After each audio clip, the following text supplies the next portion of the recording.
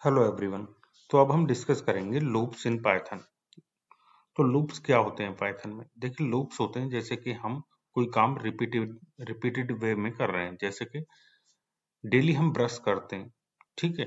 तो आज भी कर रहे हैं, कल भी करेंगे, कल भी किया था। तो इस तरह से मान लीजिए हम 20 साल से ब्रश कर रहे हैं। तो 20 साल से अगर हम ब्रश कर रहे हैं, 20 साल की अगर हमें डेट लिखनी हो और हम लिखने बैठ जाएं तो कितना टाइम लगेगा? हर दिन की डेट 20 साल तक लिखनी है, ठीक है? लेकिन लूप से क्या होगा, वो कुछ ही सेकंड में टाइप हो जाएगी, ठीक है?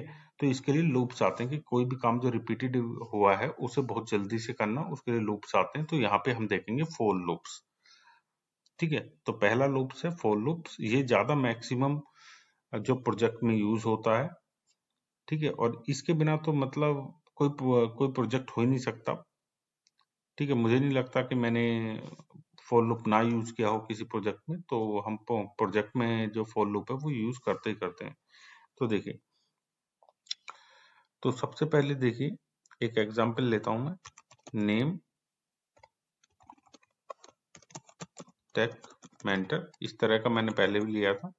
अगर मुझे इसके जो कैरेक्टर हैं, ये कैरेक्टर, ठीक है, ये लूप से कैसे मैं प्रिंट कर सकता हूँ वन बाय वन, ठीक है?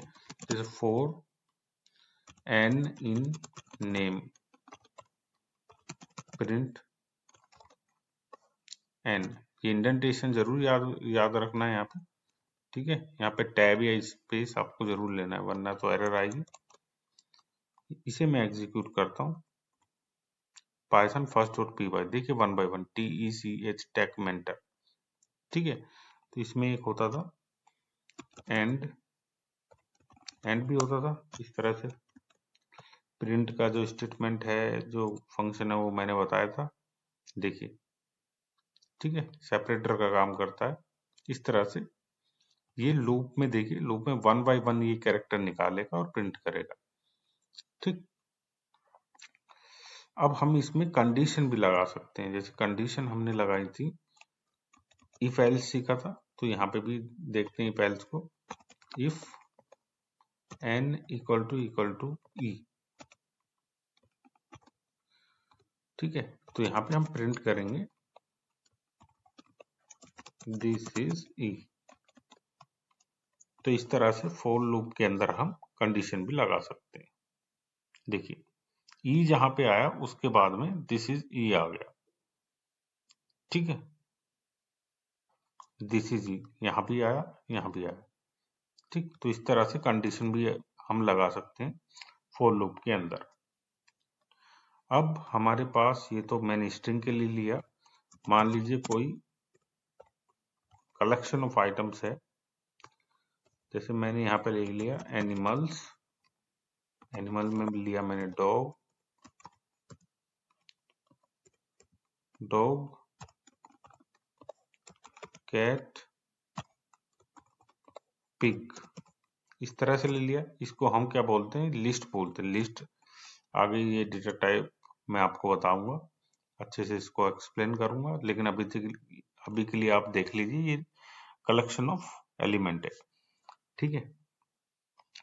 तो इसको किस तरह से, फॉर लूप एनी, ले लिया मैंने, इन कुछ भी ले सकते हैं, कोई भी वेरिएबल ले लिया कि इससे एक वेरिएबल निकालना है एनिमल्स, ठीक है?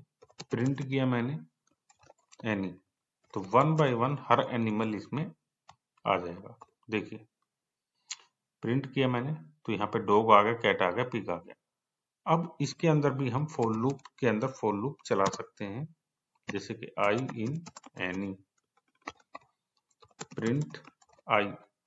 अब वो क्या देगा, यहाँ पे जो एनी स्ट्रिंग आ रही है उसमें से कैरेक्टर प्रिंट कर देगा उसके। चलाते हैं, देखिए, पिग में PIG, डॉग में DIG। तो पहला वाला जो फॉर लूप है वो क्या निकाल रहा है, वो इसके एलिमेंट निकाल रहा है, डॉग, कैट, पिग। और दूसरा वाला उस एलिमेंट के कैरेक्टर निकाल रहा है, ठीक है? तो फॉर लूप के अंदर फॉर लूप और फॉर लूप के अंदर इफ कंडीशन भी हम यूज कर सकते हैं। अब एक फंक्शन होता है रेंज, फंक्शन, ठीक है? तो उसमें क्या होता है, जैसे for loop I in range, ठीक है? अब रेंज के अंदर हमने, मान लीजिए हमने 1000 नंबर प्रिंट करने, 1000। तो यहाँ पे लिया प्रिंट और आई, रेंज के अंदर उतने नंबर दे दिए जितने हमें प्रिंट करने, और ये उतने नंबर प्रिंट कर देगा। देखिए 99 तक, एक कम तक प्रिंट करता है। ठीक है, अगर मैं यहाँ लेता हूँ 5, अभी आपको क्लियर हो जाएगा। 0 से स्टार्ट करता है और 4 तक प्रिंट करता है, यानी कि 1000 हमने लिया था तो 0 से 999 999 तक इसने प्रिंट किया। ठीक है, अब इसमें क्या होता है, हम रेंज भी दे सकते हैं। मान लीजिए 2 से लेके और 12 तक प्रिंट करना है, 2 से लेके 12 तक। देखिए ये, इसको मैं कर देता हूं, तो ये 2 से लेके 5 तक कर लेते हैं, यहाँ दिख नहीं रहा है आउटपुट में। ठीक है, 2 से लेके अगर हमने 5 तक प्रिंट किया तो 5 नहीं आएगा, जैसे हमने वहां पे दे रहे थे 1999 तक आ रहा था, तो यहाँ से 2 से लेके 4 तक प्रिंट करेगा। ठीक है, 2 3 4। ठीक, अब मैं करता हूं 1 से लेके 10 तक, 10 तक प्रिंट करता हूं और उसमें दे देता हूं एक स्टेप्स 2। 2 स्टेप का मतलब है एक के बाद एक छूटना है, फिर दूसरा आना है। ठीक है, दिखाता हूं, मैं प्रिंट किया मैंने। देखिए 1 के बाद 3 आया, 5 आया, 7 आया, 9 आया। ठीक है, 10 से पहले तक प्रिंट होना है 9 तक, तो 1 3 5 7 9 यहाँ तक प्रिंट किया। अगर मैं स्टेप को कर देता हूँ 3, तो फिर 2 छोड़ेगा, तीसरा प्रिंट करेगा 1 4 7। ठीक है, तो ये स्टेप होता है कि कितने स्टेप उसे छोड़ने हैं, कितने स्टेप के बाद प्रिंट करना है, ये रेंज फंक्शन का। तो ये रेंज फंक्शन भी काफी यूज होता है। तो आई होप आपको लूप समझ में आ गया होगा। रिपीटेटिव वर्क को जब हमें कराना होता है तो लूप का काम करते हैं, और पहला लूप फॉर लूप मैंने आपको बता दिया है। तो ज्यादातर प्रोजेक्ट में 99% या 98% यही यूज होता है, तो इसकी अच्छे से प्रैक्टिस आप कर लीजिए।